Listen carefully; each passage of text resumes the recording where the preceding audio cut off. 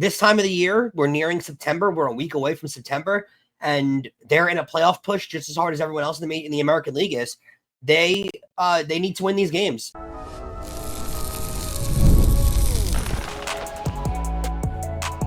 You are Locked On Yankees, your daily New York Yankees podcast. Part of the Locked On Podcast Network, your team every day. Welcome to Locked On Yankees, which is part of the Locked On Podcast Network, your team every day. Thank you for making us your first listen every day. I'm Stacey Gotsulias.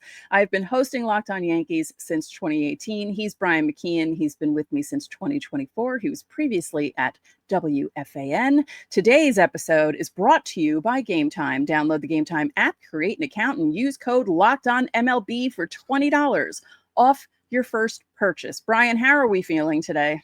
We're feeling good. Yankees took care of business, which is what we expected and needed them to do. Yes. Before we get started, don't forget, subscribe to Locked On Yankees on whichever podcasting platform you prefer. Subscribe to our channel on YouTube, like our videos, hit the bell so you're notified whenever those videos go live. We have a TikTok page. You can follow us there at LockedOn_Yankees. On today's show, we preview the 4-game set in Chicago, begins tonight, on the South Side against the White Sox.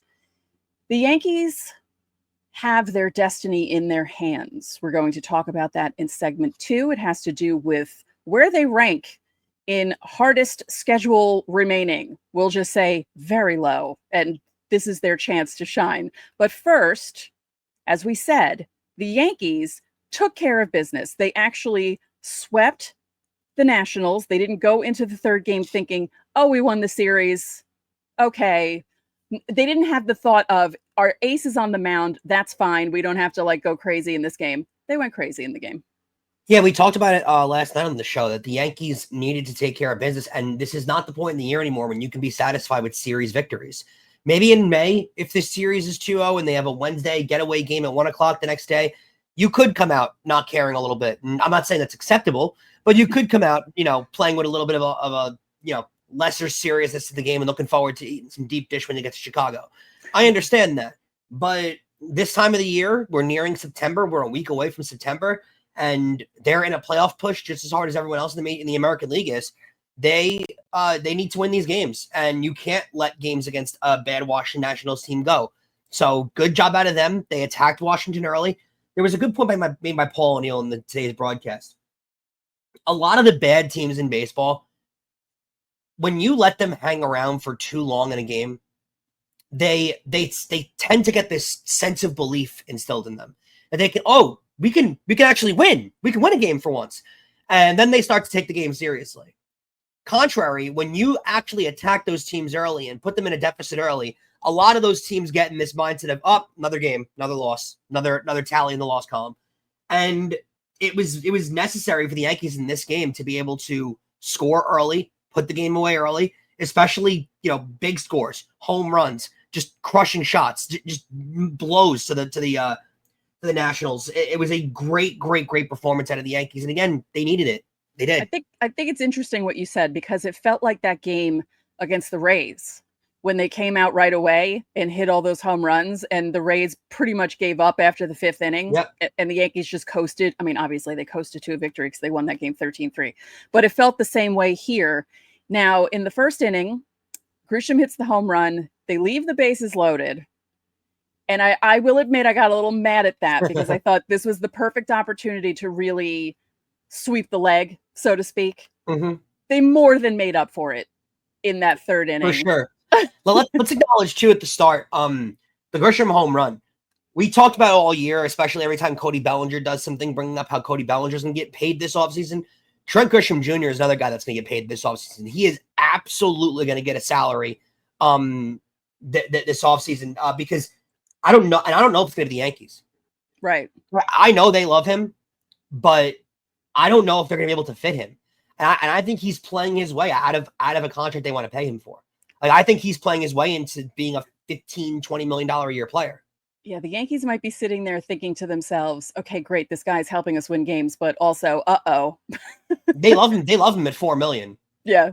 At 15, with bringing Cody Bellinger back for 30, I don't know if they love it at that point. So we'll see. I think he fits them perfectly, and I think he's been exactly he's been more than what they could have asked for this year. But Stacey, I don't know if they're going to be able to fit him. Yeah, so he started things with that solo shot. They left the bases loaded. Poor Anthony Volpe comes back into the game again. He's in the lineup for the second day. He hits a ball pretty much on the screws, but hits it right to the third baseman. And you think, oh, they didn't score more. But then you're also thinking to yourself, at least for me personally, I thought, because I was trying to think of glass half full, he didn't strike out. He hit the ball. Mm-hmm. Like, I always think it's better for a guy when they're in a bit of a slide, if they're making contact, even if it's not showing anything. Yeah, you feel like it starts to turn, at least mentally. Yeah. You're making contact. Okay, I'm not swinging through the ball. I'm actually making solid contact. Maybe the next thing I hit something will happen with it. Yeah. And speaking of hitting, okay, so the third inning, which lasted about, 2 hours, it seemed, because it just never ended. Judge hits a 2-run shot. Bellinger goes back-to-back with Judge. How many times has that happened this season? Because it feels like it's happened at least 5 times.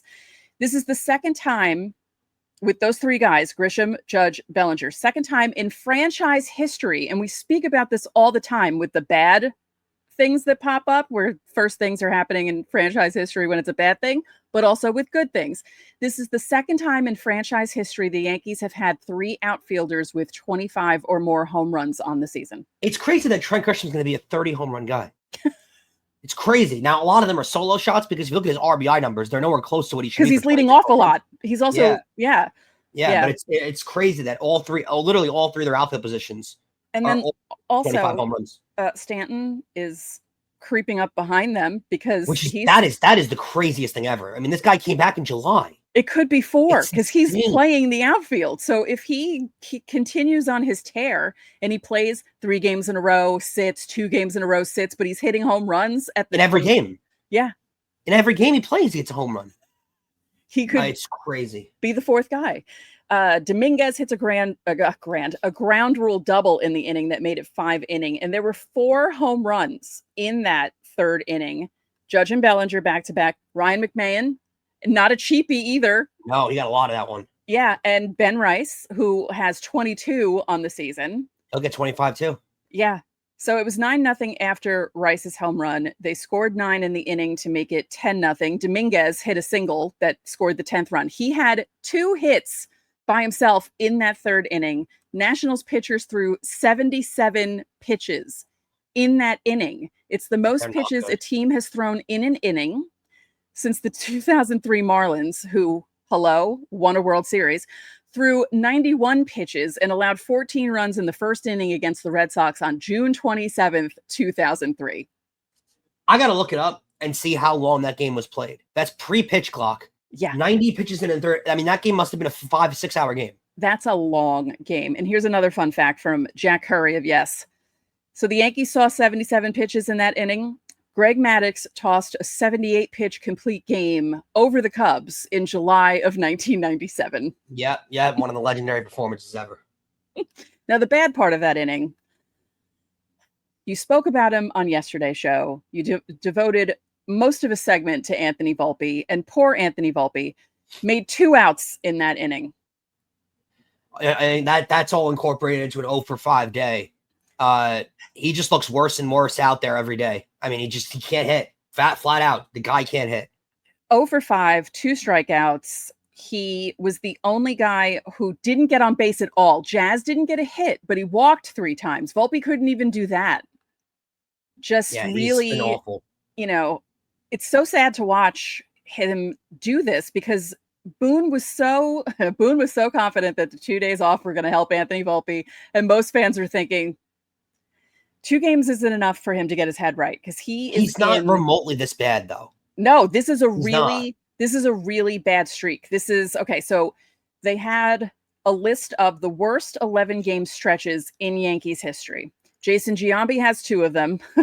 He went 1 for 38 with a home run, a run driven in, 6 walks, 12 strikeouts in that 1 for 38 in 2003. He also had a 1 for 37 with 2 runs driven in, 6 more walks, 11 strikeouts in 2004. Can I just mention real quick? Yeah. 2003 and 2004, 38 at-bats and 37 at-bats. One of them's 12 strikeouts, one of them's 11. If that was played in today's modern day game, that would be at least 25 strikeouts, right? Right, because he had those 6 walks in both of those instances. And with how often guys strike out, it would have been so much more. Oh, yeah. Anthony Volpe, 2025, 1 for 37, a double, no walks at all, and 14 strikeouts.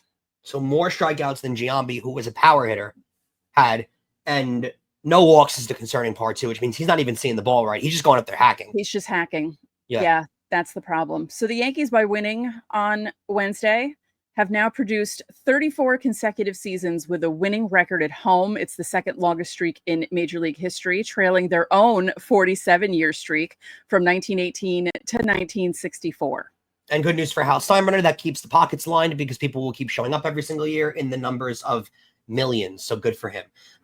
Leads less motivation to try and win next year. Max Fried is the big storyline here too. 7 innings, 4 hits, 1 earned, 2 walks, 6 Ks.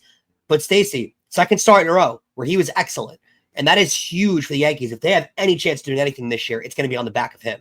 And that was with that 41-minute break. Which they were saying is tough for him.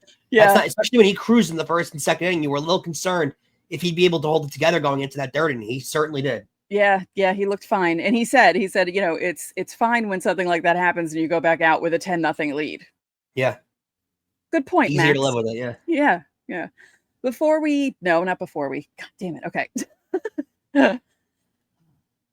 Don't forget, subscribe to the channel, hit the like button on our videos, hit the notification so you know when our videos go up. You can also join the Locked On Yankees Insiders Club. The link is in the description. You get text from us. You can text us questions, comments, reactions to trades and signings. We also send out lineups during the season, roster moves, and breaking news so you don't have to check social media. And you also get top priority on Fan Mail Friday. The deadline, if you're watching this on Thursday, is 5 p.m. Eastern Daylight Time. So get those questions in. There's a 14-day free trial. Coming up, as we said at the top, the Yankees are in control of their own destiny. We will tell you exactly why next. Hey, Locked On Yankees fans, are you still paying full price for gas? Stop leaving money behind. Get real cash back every time you fill up with the free Upside app. Simply download the free Upside app in the App Store or Google Play right now and start earning cash at the pump today. Use my limited time promo code SEASON and get an extra 25 cents back per gallon on your first fill up. You can make up to $300 a year from buying the gas you already needed anyway. At first, I thought this was too good to be true, but it's totally legit. Real people are getting paid just to make their daily commutes, and you can too. Plus, you can cash out anytime to your bank account, PayPal, or an e-gift card for Amazon and other brands. Don't let this offer drive on by. Download the free Upside app now using my limited time promo code SEASON for a limited time 25 cent per gallon bonus. That's promo code SEASON. Offers vary by user and location. Go to upside.com for terms and conditions. And guys, we got an important request. Locked On wants to hear from you. We put together a survey to learn more about our listeners and make your favorite podcasts even better. This is your chance to tell us what you like, what you don't like, and answer questions about our advertising. Go to lockedonpodcast.com/survey to get started. Everyone who completes the survey will be entered for a chance to win one of 10 $100 Amazon gift cards. Again, that's lockedonpodcast.com/survey. You can also find the link in the show notes. Thanks for helping us out. So, Stacey, as we get closer to football season, which means closer to the fall weather and the cool weather and the nice days out, we start having conversations like strength of schedule. It's a big talking point in football, and it becomes a big talking point towards the end of baseball season. That's where we find us with the Yankees right now. The Yankees, we have a list over here of a graphic that we're going to show you in a second of all the teams' strength of schedules remaining. They're all roughly at the same left, and as you can see here, the Yankees have the second easiest schedule remaining, right behind the Padres, who have the easiest. I will say, if you're looking at those things, the Cubs, the Dodgers, and the Tigers are all there too. So those are all playoff teams. So if you're looking for a Padre to win the West kind of situation, the Dodgers have an easy schedule too. The Yankees' schedule is fairly easy, and we make that point because it is on them to make the postseason. They are going to be able to. They have the ability to, based on their schedule remaining. They play the Orioles, I think, 7 times remaining. They have the White Sox on their schedule for 4 coming up. They have a lot of easy series approaching them, and the Nationals being one of those series too. You have to be able, though, to beat up on the bad teams. There was a year prior, I don't remember the exact year, but one of these years in the last couple of years where the Yankees had a tendency to beat up all the good teams and they couldn't beat bad teams. Their record against teams under 500 was like 500. And their record against teams over 500 was skyrocket good, and the Yankees won like 90 games that year. The Yankees have to beat up on the bad teams. And we like to go forward, Stacey, especially with Brian Cashman of late, and call the postseason a crapshoot, right? It doesn't matter. As long as you get in the dance, it's you play who's in front of you, and you focus on that series at that time. Well, if that's the case, you got to make sure that you get in. And the Yankees have every opportunity to do that, and then every opportunity to believe that they can actually make some noise in the postseason. But you got to get there first. And I'll tell you this, there is no excuse for them not getting there. No excuse. I would say the 2025 Yankees, they don't have to beat up on bad teams, but they have to be competitive with bad teams. Like, they're being beaten up by these guys, especially the Blue Jays and the Red Sox. And they're fighting those guys for the division. They're fighting them for the first wild card spot. And you can't come out and lose how many in a row to either of those teams. The Blue Jays have the 7th hardest, and the Red Sox are right in the middle of that schedule at 15th. So you have to take advantage of the fact that the Blue Jays have the 7th hardest remaining schedule and win as many games as possible. But you really do, because they play the Blue Jays. There's one more series between them, right? Until the end of the season. They need to, at the very least, win that series. Maybe not a sweep, but they have to win that series. Those are the harder series to win, and that's why I'm making the point that you have to win the series that you must win. Like, you have to win the series against the Nationals, the White Sox. You have to win those series. You can't afford stupid losses. I'm not saying they need to sweep the White Sox in 4. Likely they won't, but you got to take 3 out of 4 against Chicago. Yeah, you can't. You split. Have to. You can't split against series. And like we've said all year, Stacey, this is their own mess that they've done. This is their own mess that they've fallen in. Like, I'm not going to sit here and give them excuses and sit here and say, oh, it's okay, you can split against that team. They haven't afforded themselves that chance. Right. They need to win these games. They still had their 7.5 game lead in the division. Possibly it would be excused, but not now while they're fighting for their playoff lives, because they're not a lock for the playoffs. They still have teams right on their tail, and they just really need to buckle down. And as you said, it's their fault. They did this to themselves. Yeah. And after that White Sox series, they go to Houston, then they come home for the Blue Jays. They come home for the Tigers, and then they go to Fenway. After that, it is Cupcake City. They go to Minnesota, they go to Baltimore, they come home for the White Sox, and then they stay home for Baltimore. Cupcake City with that remaining stretch. And likely they're going to be in the same situation they find themselves in right now after those Blue Jays and Tigers and Red Sox series. They're probably going to be within 2 games of the wild card, 4 games of the division. They'll be in that same murky kind of area. And then you know what? Those last 4 series are massive. Twins, Orioles, White Sox, Orioles. And there's a case to be made going into those series that there's a chance that they can do some damage, because at that same time, the Blue Jays, who are currently losing to the Twins as we record this, they go into a series against Milwaukee. And those same 4 remaining series, want to know who the Blue Jays play, Stacey? They play the Rays, who are a division opponent, who play them tough. The Royals, who are fighting for their postseason lives. The Red Sox, and then the Rays again. So it's not insanely easy, but it's teams that can beat them. And it's a lot harder than what the Yankees have. There is a chance right there. And if you're not going to win the division, you want to try and be as high up on that wild card as possible so you can get those games in Yankee Stadium. You have to use every advantage you possibly can if you're the Yankees. You have to get these games at home, and you got to get yourselves into the dance. I just want to go over the Red Sox Final 4 series, just see what they're up against the last portion of the year too, Stacey. They play the Athletics at home. They go to Tampa to play the Rays. They play the Blue Jays, which is a crucial series. And then they'll play the Tigers. But I don't know how much that Tigers series will mean in the last game of this last series of the year, because the Tigers will have everything locked up by then. So you might not see any legitimate players from the Tigers playing in those games. But yeah, it is, oh God, I hate myself for saying this, but it is right in front of them. I knew it was coming. Can't believe we're quoting Aaron Boone. Yeah, scholar. Unbelievable. It's there. It's there for the taking. Yeah. Now you just got to get it and work through that crapshoot that you claim it is. Yes. All right. Coming up, we'll preview that 4-game series against the White Sox in Chicago, and we'll tell you about some news from around the league next.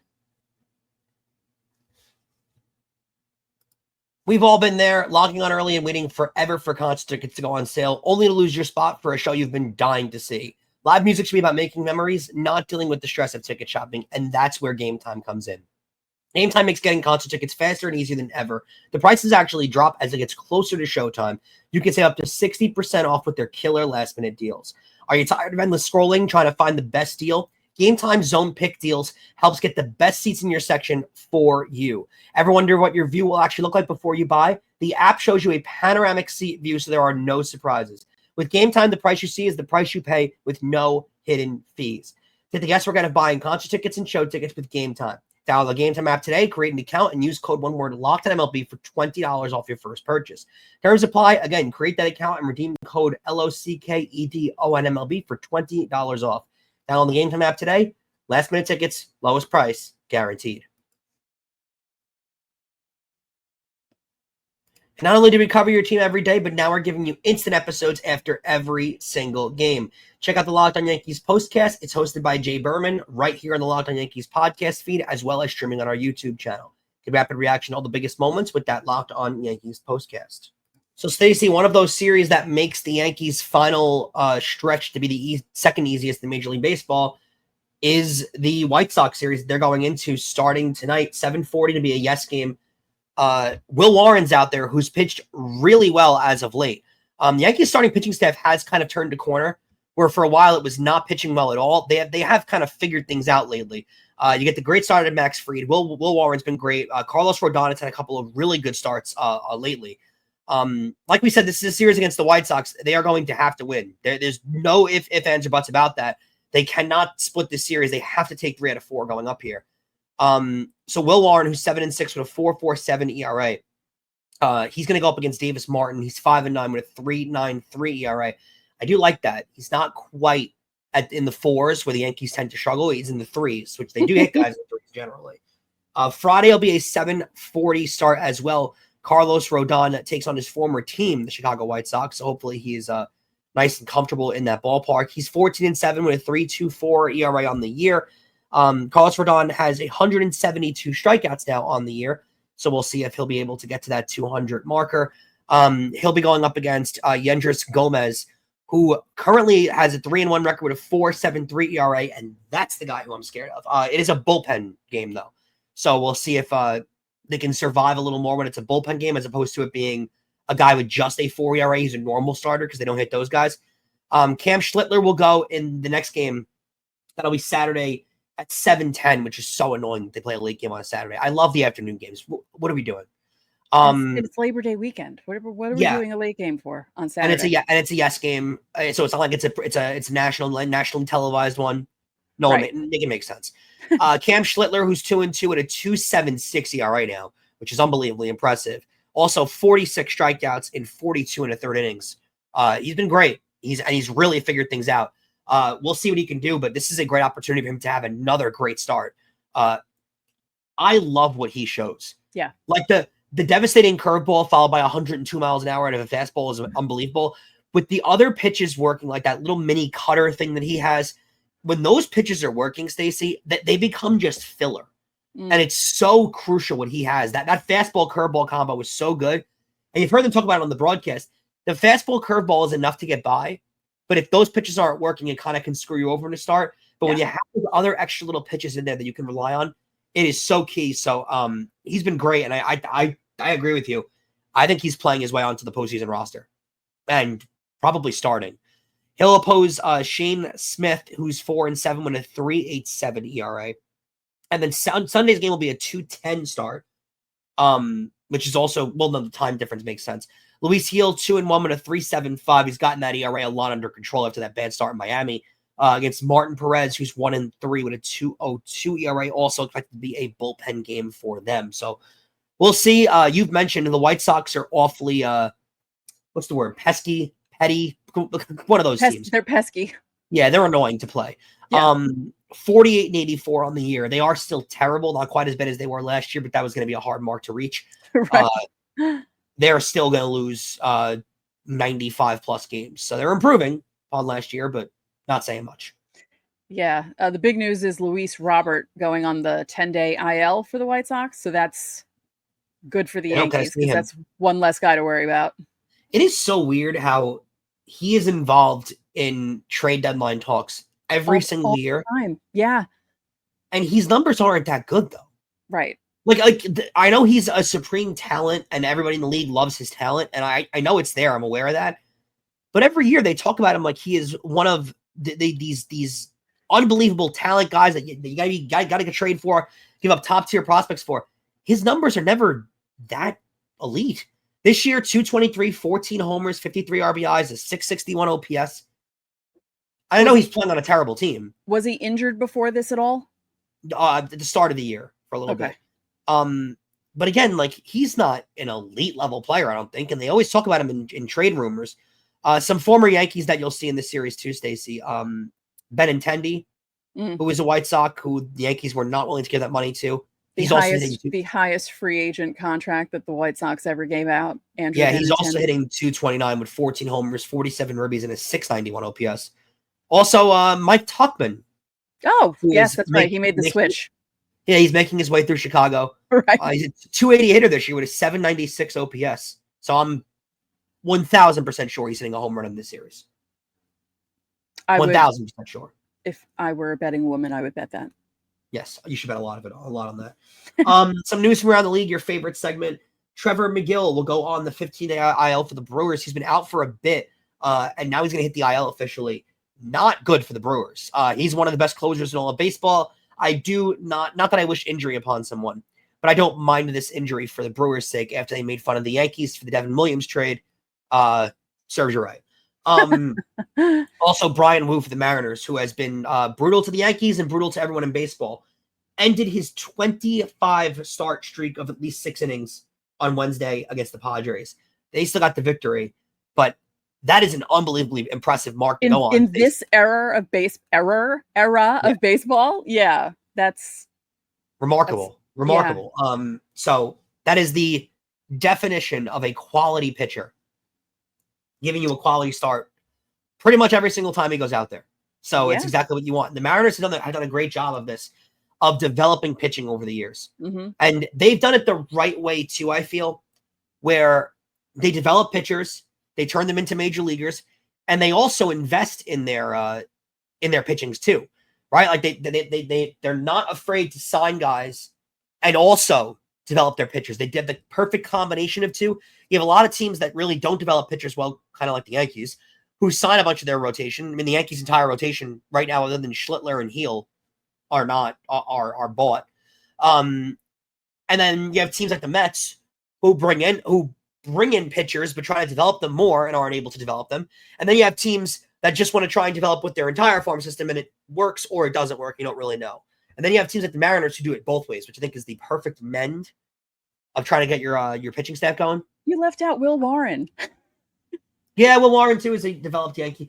Clark Schmidt was a developed. But when is the last time they developed a true ace? Like, yes, I like Will Warren, and I'm glad the Yankees developed him into a major league starter. But the last time the Yankees had developed a top-notch, a Brian Wu type, a Garrett Crochet, even though the White Sox developed him. When is the last time the Yankees developed a true top-notch? Yeah. It's been a while. And I'm not even talking guys that are, like, top of the league aces. But when's the last time they developed a Carlos Rodon? Who has ace-type stuff, but, I mean, I guess Luis Severino for a year or two? Yeah. I was thinking of him, but I'm trying to think. Before that, it's been a while. It's been a while. It's been a really long time. So I think the perfect blend is what the Mariners do. Yeah, I do. How they like to, they have no problem spending money on their staff, but they also try to develop their staff. Who's the pitcher they signed a few years ago? Why is his name escaping me? The Yankees were all over him too. Oh, yes. From the Reds. Castillo. Yeah, Luis Castillo. Yeah. They traded for him, backed it up by giving him a boatload of money, and then you back it up with all the rest of their starters that they developed, including a guy like Brian Wu. You have to do that nowadays. You have to pay Castillo while Wu makes no money. They're a scary team. I would not want to play them in the postseason if they get in. Right. All right, one last note before we go. It is Thursday. The deadline for Fan Mail Friday is 5 p.m. So if you're watching this early in the day, you have a few hours to get this in. If you're on YouTube, go to our channel's page, click on the post tab. You will see where I left the latest post for Fan Mail Friday. I noticed there were 4 questions the last time I checked. So get your questions in, and also make sure you look at the previous questions to see that you're not repeating anyone. You probably will. Because I don't want to leave people out. Like, I'd like to we would like to answer all of your questions. So just make sure that you don't duplicate questions. That's all. So thank you for making Locked On Yankees your first listen today. For your second listen, check out the all-new Locked On MLB Game Night. Every game, every night, all season long.